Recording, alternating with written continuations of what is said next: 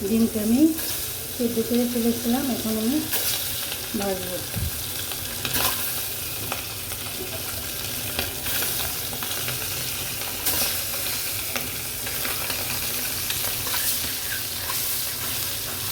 ডিমটা হলুদ আদা রসুন দিয়ে আমি মশলাটা মেখে রেখেছিলাম, এখন এটা ভেজে দিব।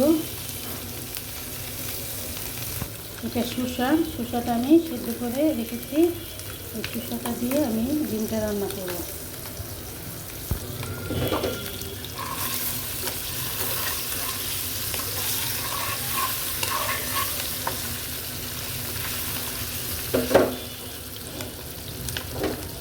যে একটা রেডিমেড ডিমের ভিতরে কেটে দিয়েছি, ধনে মশলাটা ভালো মতনই হয়।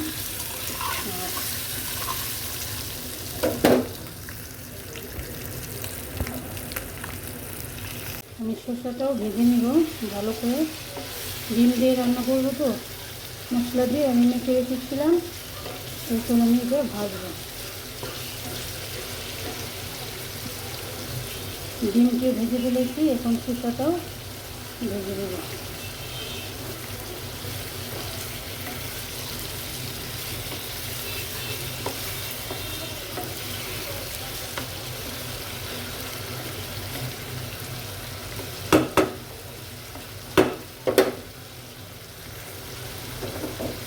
হালকা ভাজা দিতে হবে।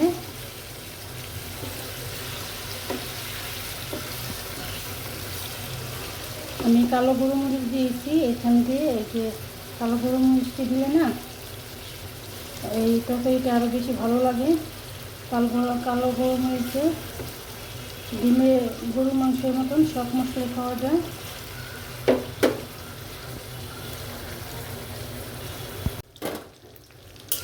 আমি ডিমটা ছড়িয়ে দিলাম, সাদা তেল দিয়ে ডিমটা রান্না করব। ডিমটা পেস্ট আমি ভেজে নিই।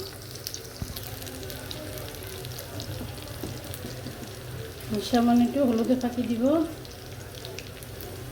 আর একটু মরিচের ফাঁকি। আমি অল্প মশলা দিয়ে ডিমটা রান্না করব। সামান্য একটু আদা রসুনের ফাঁকি দিব আমি। মশলাটা কষানো হয়ে গেল, আমি এখন এটি দিয়ে দেব। এটি আমি আগে ভেজে রেখেছিলাম।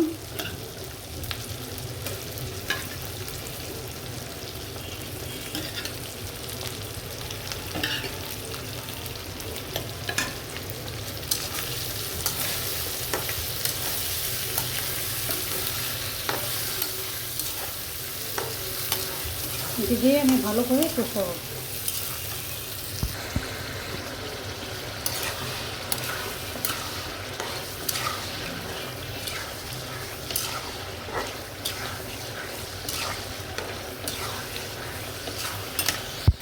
আমার কষানো হয়ে গেল, আমি এখন পানি দিয়ে দেব। আমি অল্প মশলা দিয়ে আমি এটা রান্না করলাম। বিসমিল্লাহির রহমানির রহিম। পানিটা পরিমাণ মতন দিব, যে যেরকম খাবো আমরা। আমি এখানে গরম মশলা, গরুর মাংসতে যা যা লাগে আমি সব দিয়ে রান্না করলাম। ডিমের তরকারি। আমি এখন ডিমটি দিয়ে দিব। বিসমিল্লাহ।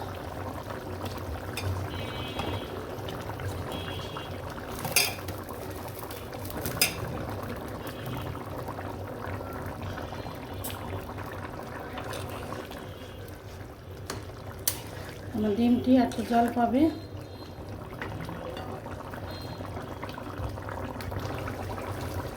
আমার ডিমটা হয়ে গেল, এভাবে রান্না করে খেয়ে দেখবেন, খুব ভারী মজা। যদি ভিডিওটা ভালো লাগে একটা লাইক করুন, সাবস্ক্রাইব করে দেবেন। আসসালামু আলাইকুম। আল্লাহ।